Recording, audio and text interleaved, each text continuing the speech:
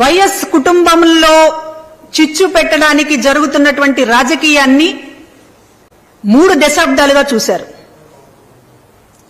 రాజశేఖర రెడ్డి గారు బ్రతుకున్న సమయంలోనే జాతీయ పార్టీగా ఉన్నటువంటి కాంగ్రెస్ లోనే కొంతమంది పెద్ద తలకాయలు ఇక్కడ ఉన్నటువంటి చంద్రబాబు నాయుడుతో చేతులు కలిపి ఆ కుటుంబాన్ని విడదీయాలని చేస్తున్నటువంటి కుట్రలని కడప ప్రజలకేమీ కొత్త కాదు. రాజశేఖర రెడ్డి గారు చనిపోయిన తర్వాత ఇవాళ మీరు ఏదైతే సానుభూతి కోసం మాట్లాడుతున్నారో అదే వివేకానంద రెడ్డి గారు వైఎస్ కుటుంబం నుంచి పూర్తిగా డీవియేట్ అయ్యి ఆ రోజున ఒక మంత్రి పదవి కోసం కాంగ్రెస్ పార్టీతో చేతులు కలిపి జగన్మోహన్ రెడ్డి గారికి వ్యతిరేకంగా వైఎస్ బిడ్డలకు వ్యతిరేకంగా ఆ రోజున రాజకీయం చేసింది కడప ప్రజలు చూడలేదా?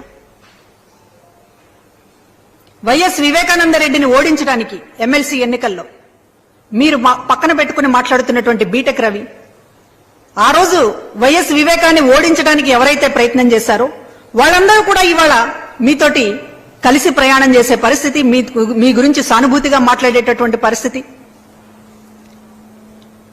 కడప ప్రజలు ఎన్నాళ్లుగా చూస్తున్నారు ఈ రాజకీయాన్ని.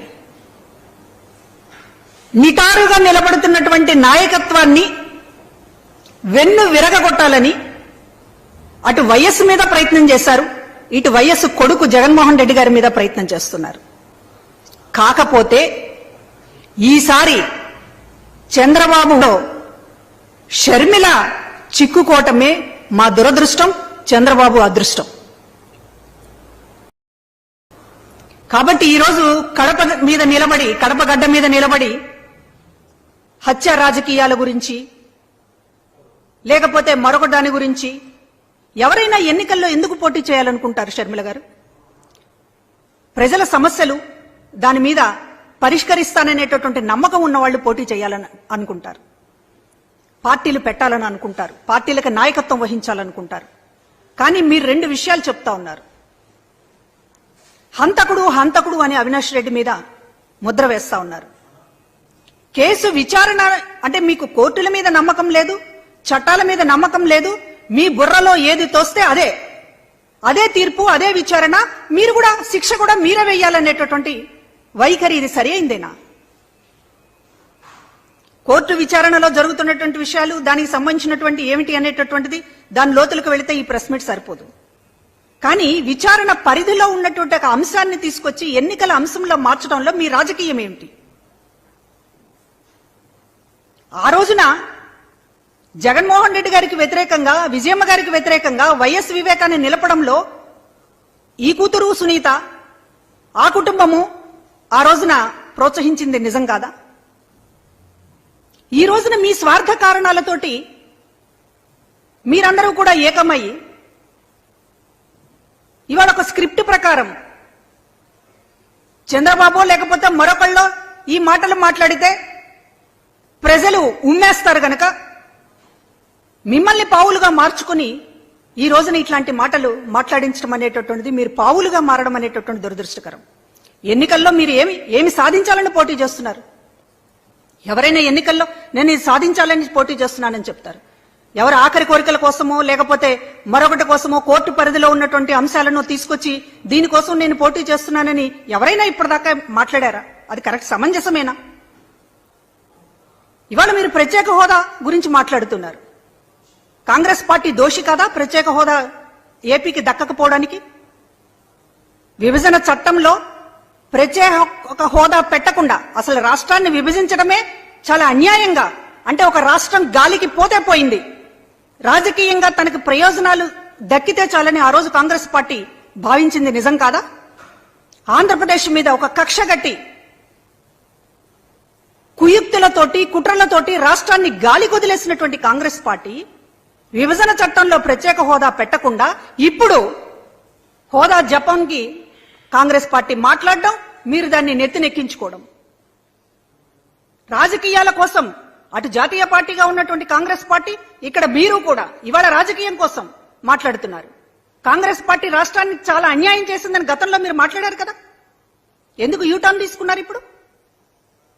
దాని గురించి మీరు మాట్లాడరా? పబ్లిక్ లోకి వస్తే ఆ విషయాలు మాట్లాడరు. మీరు ఎన్ని విషయాల మీద యూటర్న్ తీసుకున్నారో దాని గురించి మాట్లాడరు. మీరు ప్రజలకు సంజాయిషి చెప్పాల్సినటువంటి చాలా ఉన్నాయి షర్మిల గారు.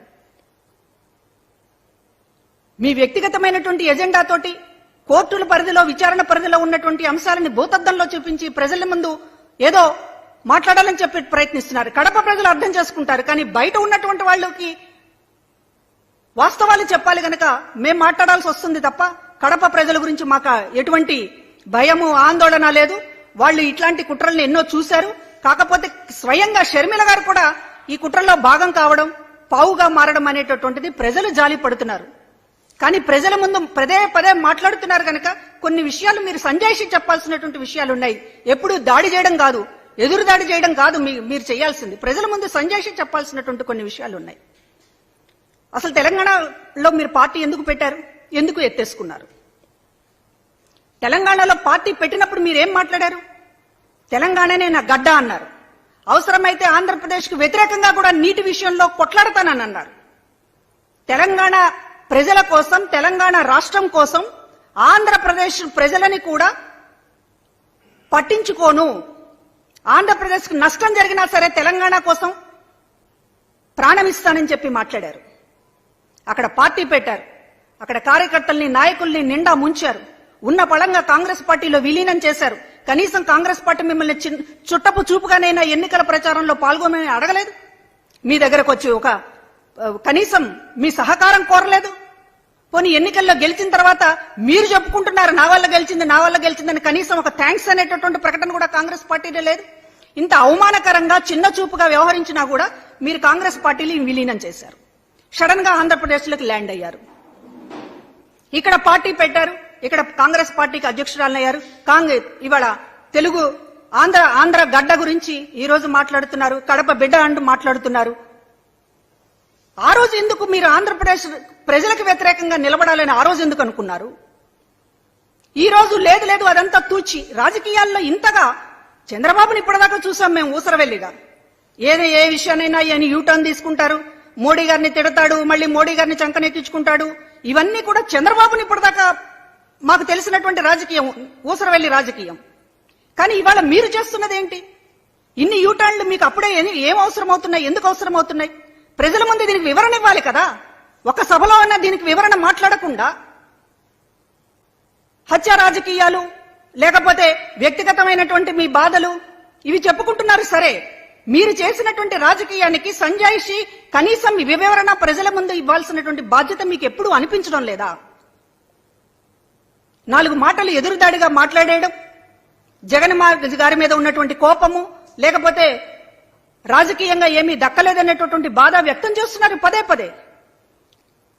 కానీ మీరు యూటర్న్లు తీసుకోవడం వెనుక ఏంటి రీజన్? కాంగ్రెస్ పార్టీని ఆ రోజు మీరు తిట్టారు, కాంగ్రెస్ పార్టీ రాష్ట్రానికి అన్యాయం చేసిందన్నారు. ఇప్పుడు న్యాయం చేసింది అనేటటువంటిది మీరు ఎందుకు భావించాల్సి వస్తుంది? ప్రత్యేక హోదా ఇవ్వకపోవడానికి కారణం మెయిన్ విలన్ కాంగ్రెస్ పార్టీని అని ఆ రోజు మీరు మాట్లాడారు.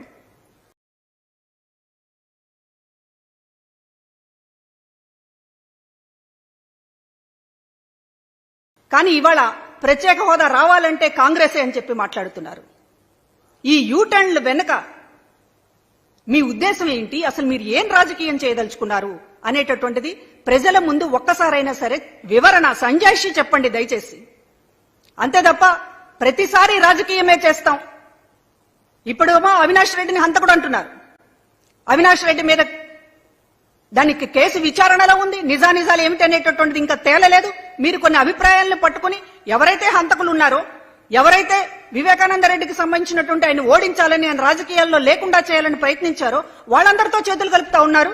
మరో పక్కన అవినాష్ రెడ్డిని హంతకుడు అనేటటువంటి ముద్ర వేస్తున్నారు.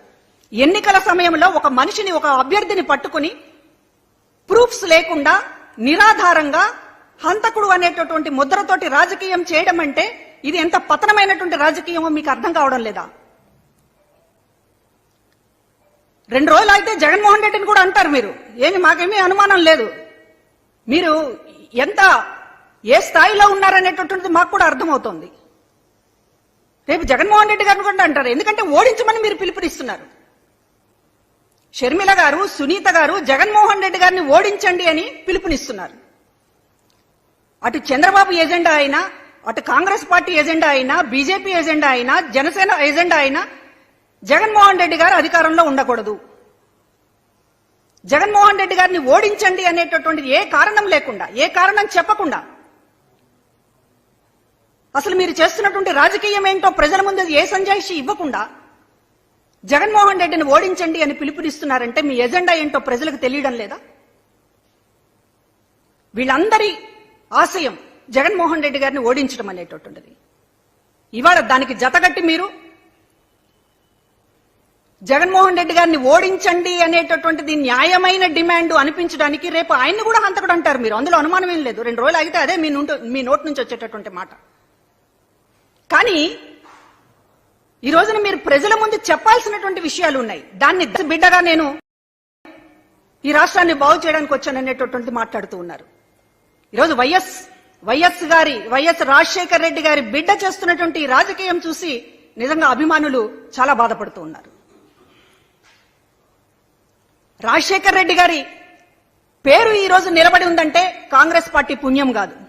రాజశేఖర రెడ్డి గారి తరువాత 15 ఏళ్ల తర్వాత కూడా ఈ రోజు రాజశేఖర రెడ్డి గారిని గుర్తు పెట్టుకుంటున్నారు అంటే అది ఆయన కొడుకు జగన్మోహన్ రెడ్డి గారిని ఆయన పేరును నిలబెట్టినటువంటి పద్ధతి.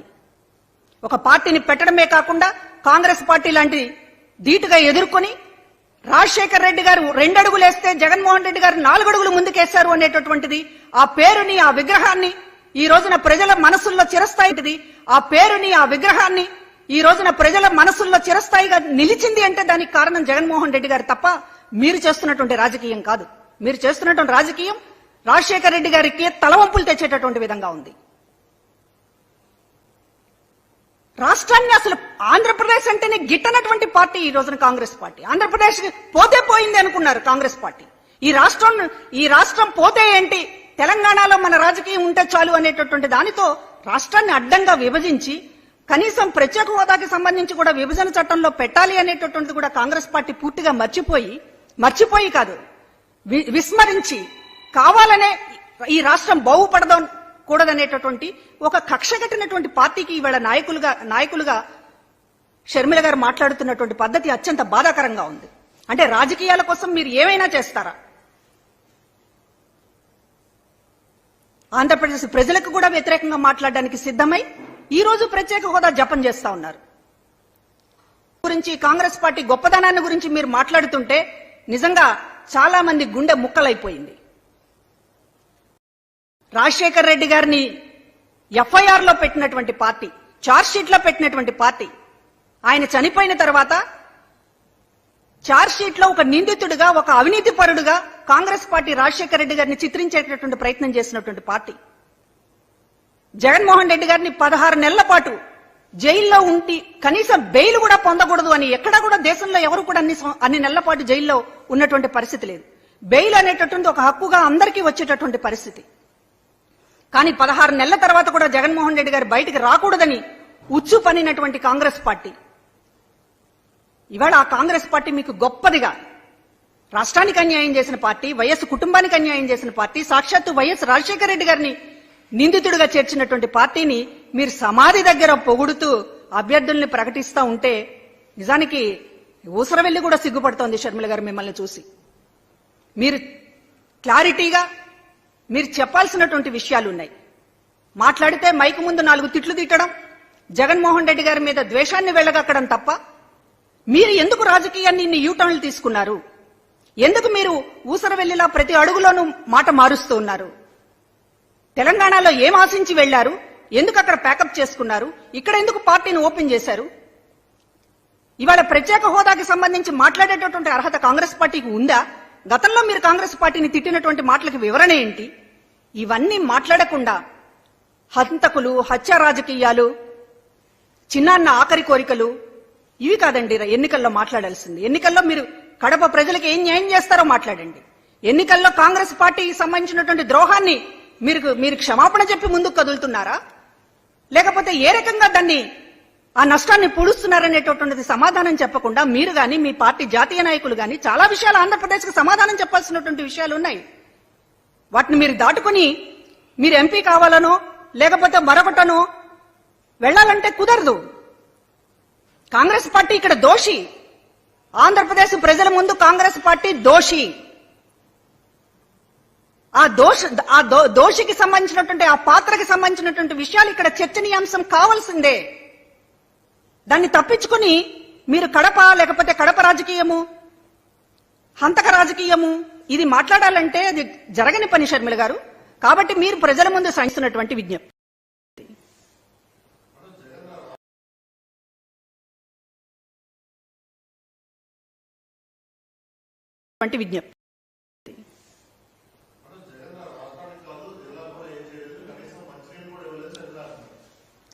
కడప ప్రజలకి ఎవరు ఏం చేశారో తెలుసు.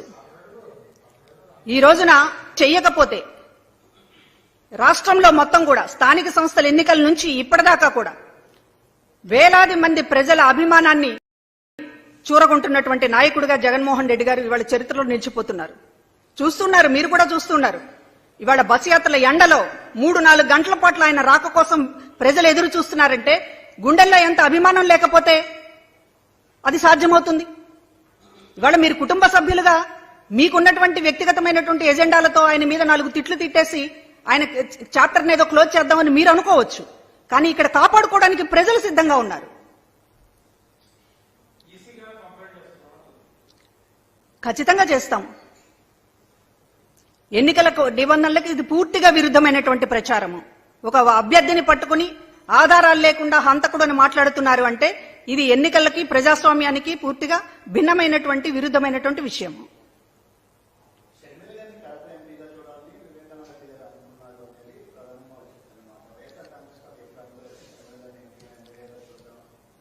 ఇప్పుడు ఆవిడే షర్మిల గారు ఒక ఇంటర్వ్యూలో గతంలో చెప్పారు, వైఎస్ రాజశేఖర రెడ్డి గారికి నాన్నకి నేను రాజకీయాల్లోకి రావడం ఇష్టం లేదు, రాజకీయాలకు నన్ను దూరంగా ఉంచాలని నాన్న కోరుకునేవారు అని.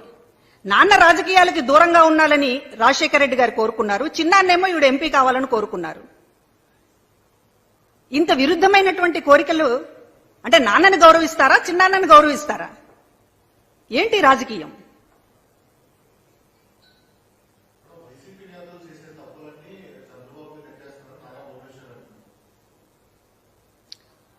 వైసీపీ చేసిన తప్పులు ఏమిటి? ఇంటింటికి పాలన అందించడం వైసీపీ చేసినటువంటి తప్ప. చంద్రబాబు నాయుడు గారు 14 ఏళ్లు అధికారంలో ముఖ్యమంత్రిగా ఉన్నారు, అపోజిషన్ లీడర్ గా ఉన్నారు. ఇన్ని ప్రభుత్వాలు ఉన్నాయి, ఇదే యంత్రాంగం, ఇదే ప్రభుత్వ యంత్రాంగం అప్పుడు ఉంది, ఇప్పుడు ఉంది. ఎందుకు ఇంటింటికి మీరు పెన్షన్లు గాని సంక్షేమ పథకాలు గాని ఇంటి వద్దకు ఎందుకు తీసుకురాలేకపోయారు? ఇవాళ చేసినటువంటి మంచి చూసిన తర్వాత అయినా సరే మీరు ఏదైనా సరే మనం కూడా ఇలా చేసి ఉండాల్సిందని గుర్తిస్తే బాగుండేది. అలా కాకుండా ఇవాళ ముసలి వాళ్ళందరినీ ఎండలో నిలబెట్టేటటువంటి పరిస్థితి, వాళ్ళ ప్రాణాలు పోతున్నటువంటి పరిస్థితి, దీనికి చంద్రబాబు నాయుడు గారి కారణమైతే అది మా తప్పేలా అవుతుంది? మీరు చిటికలో చిటికేస్తే ఇంటి దగ్గరికి అన్ని అందించవచ్చు అని ఎంత తేలిగ్గా చెప్తున్నారే మీరు. మరి మీరు ఎందుకు చేయలేకపోయారు? చిటికేస్తే సాధ్యమయ్యేటటువంటి వ్యవస్థ వాలంటీర్లు లేకుండా అది సాధ్యమై ఉంటే మీరెందుకు చేయలేకపోయారు? ఇవాళ వాలంటరీ వ్యవస్థ అయినా సచివాలయ వ్యవస్థ అయినా జగన్మోహన్ రెడ్డి గారు తీసుకొచ్చింది కదా.